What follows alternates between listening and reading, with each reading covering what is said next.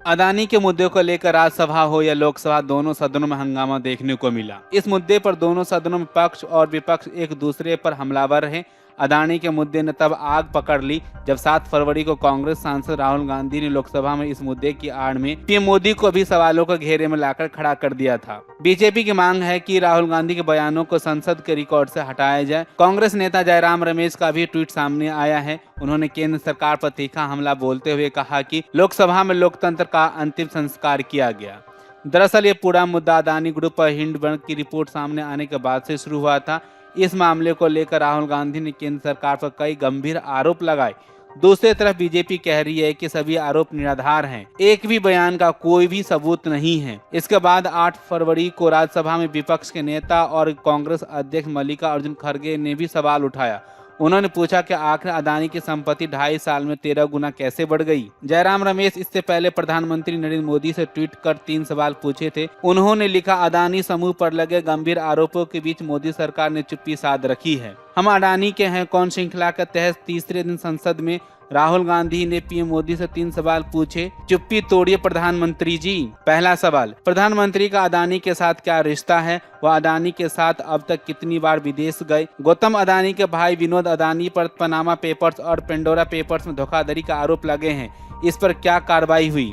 दूसरा सवाल, हिंडनबर्ग की रिपोर्ट आने के बाद गौतम अदानी पर ईडी, सीबीआई और इनकम टैक्स की ओर से क्या कार्रवाई की गई? शेल कंपनियों को लेकर भी उन्होंने सवाल किए। तीसरा सवाल, 2014 के बाद अदानी का नेटवर्थ $8 बिलियन से $140 मिलियन कैसे हुआ? 609वें स्थान पर थे, इसके बाद सीधे दूसरे नंबर पर कैसे पहुंच गए? तो वहीं केंद्रीय मंत्री स्मृति ईरानी ने कांग्रेस के साथ साथ राहुल गांधी पर कई सवाल खड़े किए। उन्होंने कहा कि अमेठी में एक फैक्ट्री के लिए जमीन ली गई, अचानक यह जमीन फाउंडेशन को दे दी गई, बाद में परिवार ने जमीन खाली नहीं की। किसान अदालत जाता है और जमीन खाली करने का आदेश लाता है, आज भी वह जमीन पर बैठे हुए हैं। आज ये गरीब की बात करते हैं।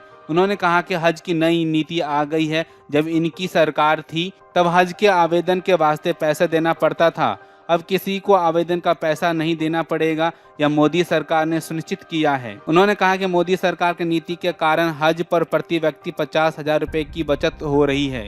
ईरानी ने कहा कि महिलाओं से जुड़े बजट में 130% का इजाफा हुआ है।